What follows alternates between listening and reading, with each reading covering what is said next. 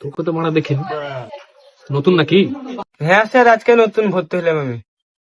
তোর দিকে একটা প্রশ্ন ধরো, যে না পারবি রে কপাল ভাই খুব কষ্ট। ঠিক আছে স্যার, গল্প করিস না, খুব ডেঞ্জারাস স্যার। ঠিক আছে। তুই দাঁড়া, বল তাইলে জাতীয় পাখির নাম কি আমাদের? শিয়াল।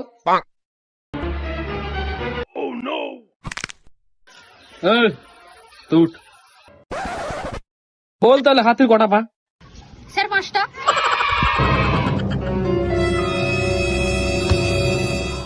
স্যার আপনি যে ওদিকে এমনি করে মারছেন, যদি মরে যায় দায়িত্ব নেবেন?